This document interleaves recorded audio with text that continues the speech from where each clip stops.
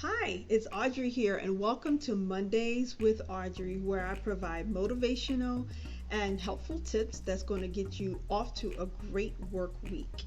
All right, so if you are a small to mid-sized business owner, and let's say you have an HR department or you have an HR department of one with limited resources, I'm going to share with you some powerful yet thoughtful tips when it comes to attracting and retaining your employees. Okay?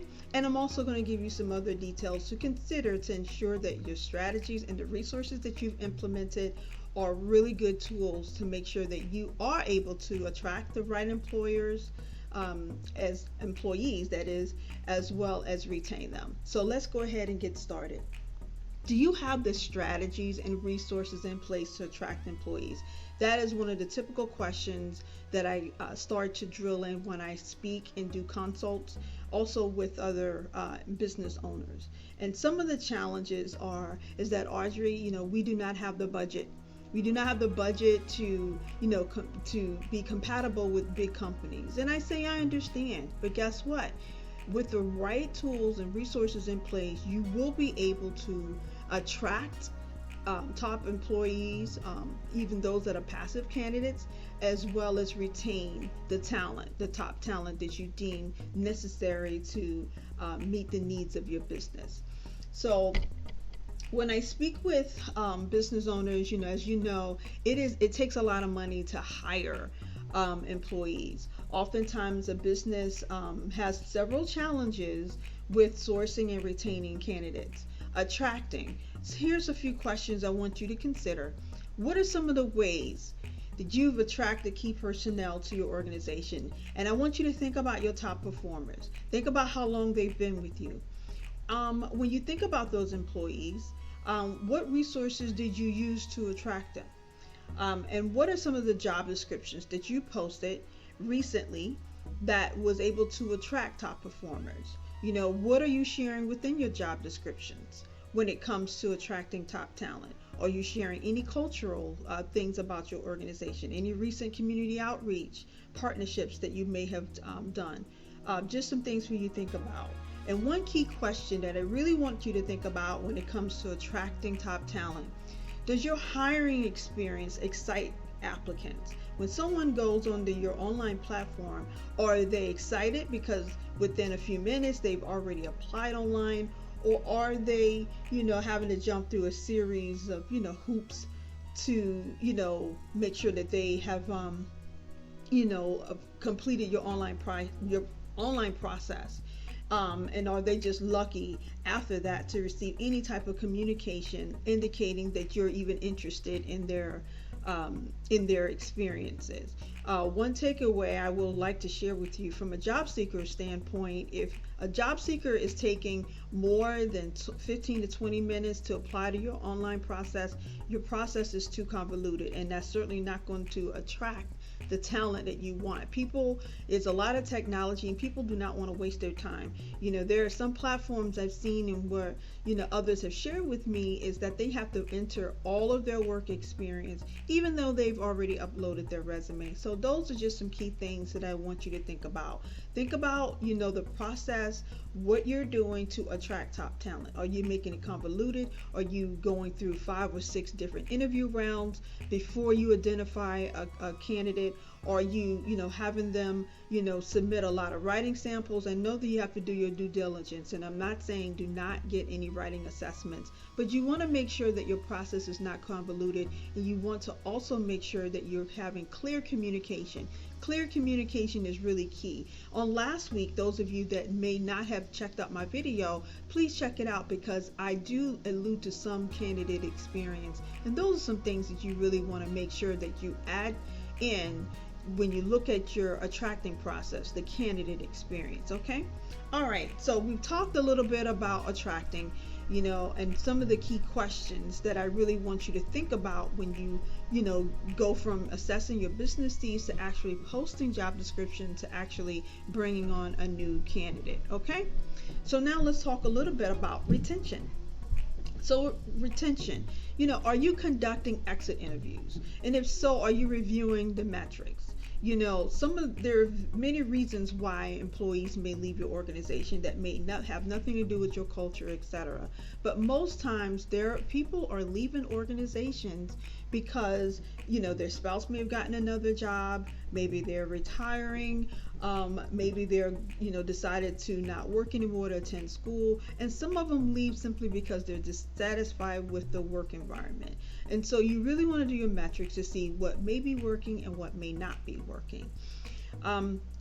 The other thing is some people, they just become angry. They may quit, right on impulse. They just are so dissatisfied until it builds up. And so those are some of the reasons why, as we know, people quit. But as a result of that, once you've done exit interviews, and if you're not doing exit interviews, I encourage you to do so. Look at any changes that you may need to implement to improve your employee experience at your company. Another quick question I want you to consider is, are there any organizational pulse checks? What are you doing to check in with your staff? With everything that's going on with COVID, I understand a lot more employers are becoming much more engaging with their staff, even though they're remote. But what type of pulse checks are you doing? Have you done any? Are you relying on your managers to do it? And if you are relying on your managers to do it, what mechanisms are you doing to check on your managers to make sure they're doing it? Also, are your managers trained enough? Are they engaged to be able to check in with an employee? And if they find that there are some, areas of concern, maybe that's the time that they should now escalate it to HR so that HR can, speak with the employee and provide resources if needed. Okay, and another couple of key questions that I want you to consider is, when new employees are onboarded, do you prepare them, or do you just throw them into the pool and say, now learn how to swim? I've been a part of organizations in the past where the only touch point that an employee has had is when HR has done onboarding. And as a result of that, they may not have talked with their manager because they may be working at a client location, and so they become far, maybe very distant, seem far from the employer. And those are things that you may want to be mindful of. If you have employees that are in a matrix type organization, whether they work on site with a client, you really want to dive deep and you really want to have those touch points because you want them to feel engaged and connected. Okay, where they're not sharing, information that's going on with the employer, with the client. That does happen. So you want to make sure that you're engaging, your managers are engaging, and making sure that you are doing your due diligence to engage and find out what's going on with them, and not wait till an exit interview to find that out. Okay. And then another quick question is, when you think about your employees, are they engaged by the work, the missions and the values of your organization? Do they understand what they do really ties into the mission and the values of your organization? Because if you don't feel like a part of the team, at some point they're going to, find some other team to join. So you want to make sure that you're, checking in and making sure, that they understand the objectives and how it ties into the bottom line and how it attributes to the, the success of the organization. So I've thrown a lot of questions out when it comes to attracting, when it comes to retention, and if some of these questions, or most of all these questions, you have been able to answer, then kudos to you. You're off to a great start. You're doing your due diligence. There are a plethora of other questions that you can ask yourself. But at the end of the day, I just asked that you look at the metrics. And so, for instance, I want to take a quick look at some key components when you look to hire an employee. When you look at your attracting and your retention, let's take, for instance, you're about to hire an employee and you're making an offer, and the employee, let's say their base salary is around $50,000. By the time you tie in their life insurance, the health insurance, any type of FSA, flexible spending accounts, any type of business benefits that you allow or you give to your employees, dental plans, you tie in 401k plans. This involves an actual payment of benefits by the employer as well. And we also have employers that are self-funded plans, right? So if that's the case, when you look at all of the different um, things that make up the compensation of an employee.